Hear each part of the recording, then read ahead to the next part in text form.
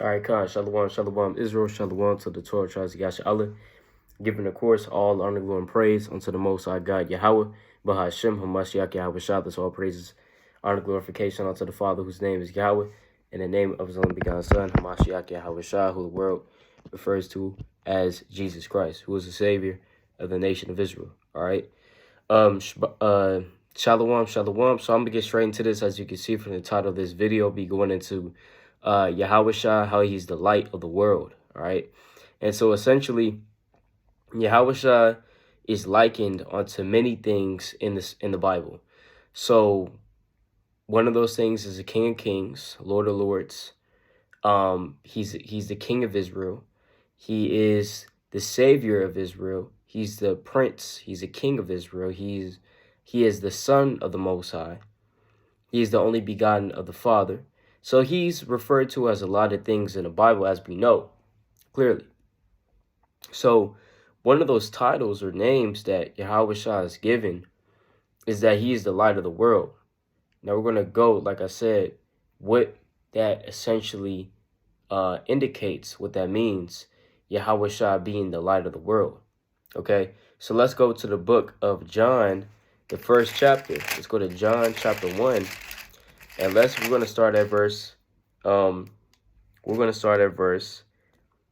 5, right? It says, and the light shineth in darkness, right? And the darkness comprehended it not. So the light shines in darkness. So if you walk into a dark room, what do? You turn on the light, right? So that you can see through what? The darkness. Because without the light, you won't be able to see through that darkness, right? So essentially it says that the light shineth in darkness, and the darkness comprehended it not. So when Yahawashi came to the world, now I'm going to keep going. In verse 7 it says, the same came for a witness, to bear witness of the light, that all men through him might believe. He was not that light, but was sent to bear witness of that light, talking about John the Baptist, who really is Elijah back on the earth. But Elijah was sent by the Most High to make way for that light to come to the earth, right? In its fullness.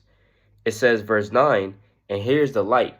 Here's Yahawashi. It says, that was the true light, which lighteth every man that cometh into the world. So Yahawashi is known as the true light. He's known as the true light. Now, what does that mean? In order for you to navigate in darkness, you need the light. You need light to see. So by him being called that true light, that means that essentially he is our guide. Yahawashi is our guide to the kingdom.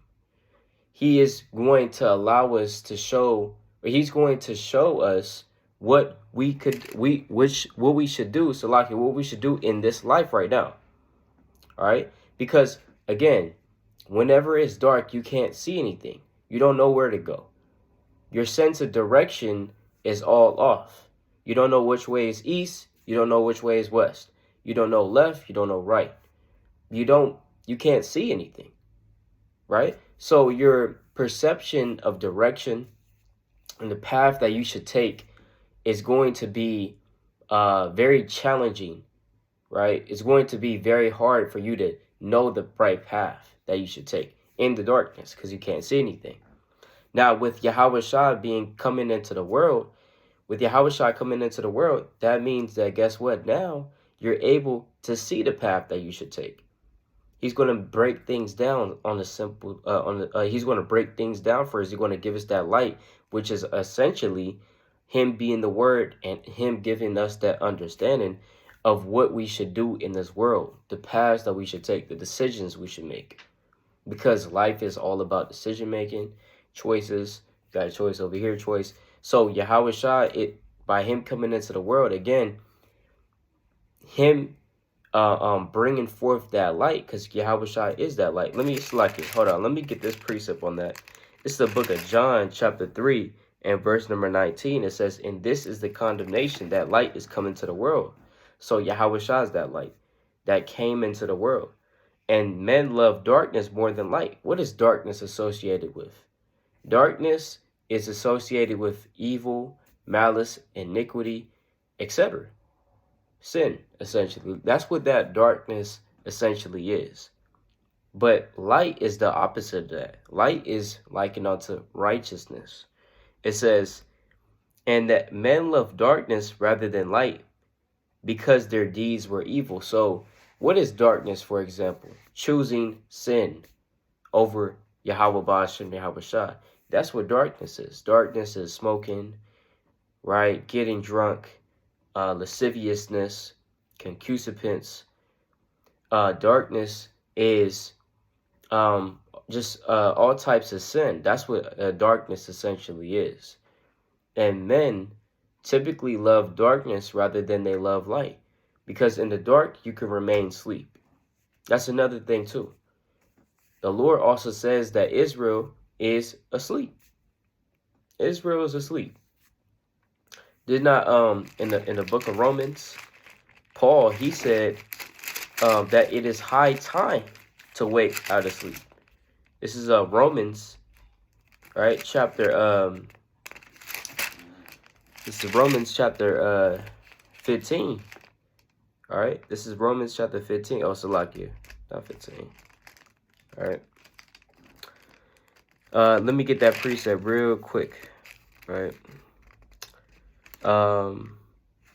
It's been a while since I got it through the Spirit. So, but nevertheless, if I can't find it for the sake of time, right? Paul, he did say that it is high time to awake out of the sleep that we've been in from generation to generation, man. Right? Salaki, yep, I remember now. All praise. Romans chapter 13 and verse 11. And that knowing the time that now it is high time to wake out of sleep. So it is high time for us to wake out of sleep. Because Israel has been in the sleep. And so in the darkness, you can sleep better in the dark than in the light. That's pretty much general for anybody. You might have a little light in your room, night light or whatever. But generally, if it's bright outside and it's the sun, and the sun is just beaming down in your face and light is all around, you're not going to be able to really to sleep or to have that good, as they say, that good quality sleep. You understand? As opposed to if we were in a dark room with the curtains closed, right? And it was just, it was really dark in there. You're gonna sleep like a baby then, right? You're gonna sleep like a rock then in the darkness, because hey, night falls, people go to sleep. People rise up when the sun goeth up. That's just how it is generally, right? So essentially, it says, now that it's high time to wake out of sleep, for now is our salvation nearer than we believed. The night is far spent. So again, Paul is saying the same thing I'm trying to say through the Spirit. Typically and generally, people, when night comes, guess what? You're asleep. But as the morning comes and the sun starts to go up, people start waking up. All right, because the light is outside. It's daytime now. We gotta get moving. Gotta go to work. Gotta gotta pray. Gotta read. Gotta fast. Gotta get to work. Essentially, right? We gotta wake up. It says that the night is far spent. The day is at hand.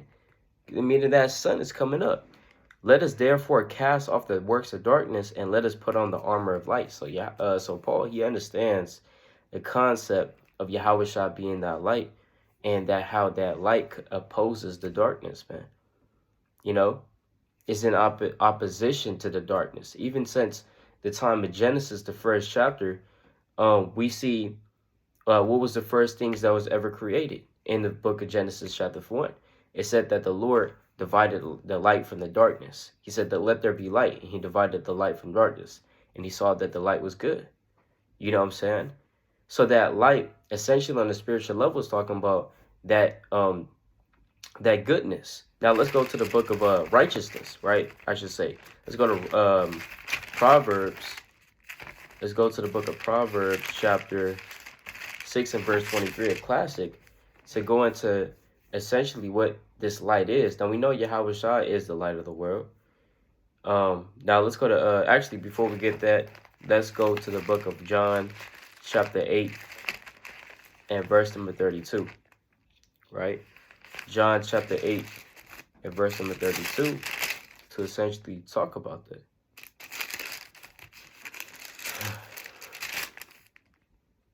It says, oh, Salakia, John chapter 8, verse 12, Salakia. Then spake Yahawashi again unto them, saying, I am the light of the world. He that followeth me shall not walk in darkness, but shall have the light of life. Okay, so if you follow Yahawashi, you're not going to stumble, right? Again, let's say you're walking in your room, and probably everybody has essentially experienced this, right? You walking in your room, the lights are off, you might step on a certain toy, a certain thing on the floor, right? You might step on a shirt, what the heck was that? You might step on something. You might stumble in the dark. You're more likely to stumble in the dark than you are when it's daytime or when the light is on and you can see clearly. You're more likely to stumble in the dark, right? So it says, I am the light of the world. He that followeth me shall not walk in darkness, but shall have the light of life. Meaning that you'll also be righteous as well. Because again, you know the path to take. See, people that are in the world, that means that they're in darkness. They don't have the light of life. They don't believe in Yahawashi. All right? So when you don't believe in Yahawashi, you don't have the faith of Yahawashi, you're confused, right? The Lord said, can the blind lead the blind? Or shall they not both fall into a ditch? They're both going to fall into the ditch because they can't see anything. So when you look at, and he was being in reference to the Pharisees at that time that were essentially murmuring against Yahawashi and did not believe in him. They were dwelling in darkness, and so they didn't see the true path that they should take, that we as Israel should take. Because you have people in the world, they do their own thing. They do whatever is pleasing in their sight. The Lord said, there is a way that seemeth right unto a man, but the end thereof are the ways of death, right? In the book of Proverbs, right? And I've, kind of forgot what that said. But for the sake of time, in the book of Proverbs, all right? But nevertheless, let's go to Proverbs chapter 6, verse 23. It says, for the commandment is a lamp, and the law is light, and the reproofs of instruction are the way of life. So, essentially, the commandments, the laws of the Most High. Because Yahawashi is the Word made flesh, pursuant to the book of John, chapter 1 and verse 14. Said that the Word was made flesh and dwelt among us, right?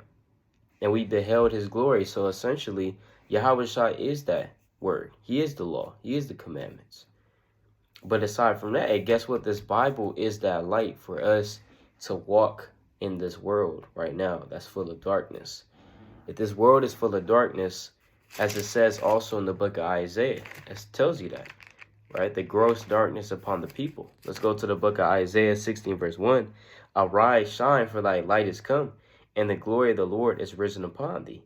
For behold, the darkness shall cover the earth. So darkness is covering the earth right now, right? Darkness is covering the earth right now. As it even says in the book of First John, let me get this precept on that. Even John will agree to that. This is First John chapter 5, verse 18. We know not whosoever is born of God. Salakia, we know that whosoever is born of God sinneth not. But he that is begotten of God keepeth himself, and that wicked one toucheth him not. And we know that we are of God, and the whole world lieth in wickedness. So the whole world lies in wickedness. So it's the same thing when we read Isaiah 16 verse 2. It says, for behold, the darkness shall cover the earth, and gross darkness the people. So the whole earth is covered in that darkness. The whole world lieth in wickedness until now. Meaning they're not keeping the commandments, they're not keeping the law. They're out partying, drunk, worshiping false idols and false gods. Krishna, Shiva, Caesar Borgia, all these false gods and idols of the world, they're worshiping them. Even the celebrities, they worship them. right? Politicians, they worship them. They look up to them as their power, as their strength. It says, for behold, the darkness shall cover the earth, and gross darkness the people, but the Lord shall rise upon thee, and his glory shall be seen upon thee. And the Gentiles shall come to thy light, and kings to the brightness of thy rising. So the Israelites are even, the Israelites even are going to have light. And the only way for us to have light is if we believe in Yahawashi, because he is our light. All right, let's go to the book of Matthew chapter 5. All right, that's the only way that Israel is going to have the light. It's for us to believe in Yahawashi, because we have Yahawashi, because Yahawashi comes from us. When I say comes from us, I mean that he is a part of our nation. He is from the tribe of Judah. So therefore, in the kingdom of heaven, and even in this present world right now, we're going to have that light with us. If you believe in the Lord and he is the light of the world, you're also going to partake of that light. You're going to have some of that light as well. Right? This is the book of Matthew chapter 5, verse 13. Right? You are the salt of the earth, but if the salt have lost a savior, wherewith shall it be salted? It is thenceforth good for nothing, but to be cast out and to be trodden under foot of men. Ye are the light of the world. A city that is set on an hill cannot be hid. And also, look at it like this as well. Israel is the church. The church is a body of Hamashiach Yahawashi. That's in the book of Ephesians. That's also in the book of Colossians. I'll tell you that. Colossians chapter 1. So, Yahawashi is Yahawashi essentially is that light. And so because we're part of Yahawashi as well, we're also going to partake in that light. Because as it says right here, ye are the light of the world. A city that is set on a hill cannot be hid. Right? It can't be hid. Right? We can't, this light that we're portraying, and again, this light is coming from us keeping these commandments and our belief in Yahawashi. The Lord even says, let your light so shine before men, right? That they may see your good works. But nevertheless, I got to wrap up through the Spirit. I got a call to hop on.